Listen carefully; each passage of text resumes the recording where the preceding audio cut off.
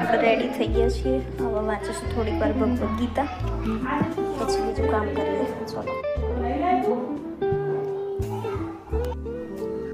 લોટ બાંધી દીધો છે આપણે. હવે રોટલી કરી દઈશું. દાળ ભાત શાક બનાવી દીધું. હવે રોટલી કરીને પછી જમી લઈશું. ભૂખ લાગી છે બરાબરની, પણ પહેલાં આપણે ટિફિનો પહોંચાડો દઈશું.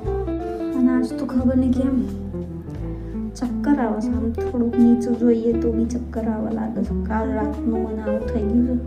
રાતની તબિયત બગડી છે, પણ દવાખાને જવાનું છે. જઈએ, પણ પહેલાં બધું કામ પતાવી દઈશું. પછી થોડીક વાર આરામ કરીશું. અને બહુ વધારે જ એવું લાગશે તો આજે જતા રહીશું દવાખાને. જો આપણે લઈ લીધું છે જમવામાં સેવ ટામેટાનું શાક અને રોટલી. ખાઈ લઈએ.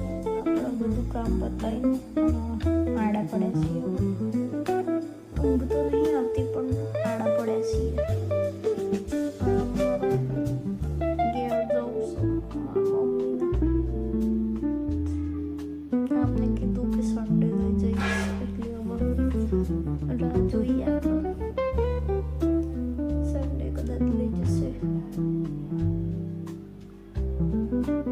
એટલે એવું કોઈ નહીં.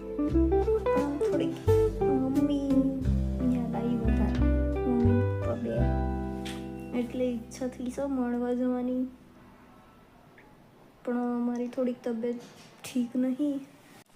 તો જો આપણે છે ને સફરજન લઈને બેસી ગયા છીએ, પણ આપણાથી એક સફરજન બી પૂરું નહીં થતું. જો આપણે ગોળી ગળી દીધી છે અને વાગવામાં થઈ ગયા છે 5:30.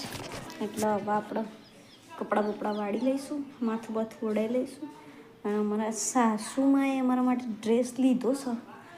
જોઈએ કેવો લીધો છે કેવો નહીં. આવો એટલે ખબર પડે. ખબર નહીં કેમ પણ મારા છે ને બહુ હજી ફૂલતું જ જાય છે. એટલે સોજા આવે છે કે શું કંઈ ખબર પડતી નહીં. જે બી હશે મટી જશે. મને હવે એટલું બધું દુખતું નહીં, એટલે ચાલશે. કપડાનો ઢગલો કરી દીધો છે આપણે. જો આ બધું વાળવાનું છે, વાળી દઈએ. અને પછી મારા ભાભીએ કીધું છે એમ ખજૂર અને ડ્રાયફ્રૂટનો દૂધ બનાવીને પીવાનું છે. અત્યારે 6 વાગ્યા પહેલાં પી લેવાનું છે. 6 વાગ્યા પહેલાં પી લઈશું આપણે. જો આપણે ખજૂર અને ડ્રાયફ્રૂટનો જ્યુસ બનાવવા માટે આપણે ખજૂર લઈ લીધી છે 3, 4 બદામ, 4 કાજુ લઈ લીધા છે. અને ઝીણા કટ કરી લઈશું. પછી દૂધ નાખી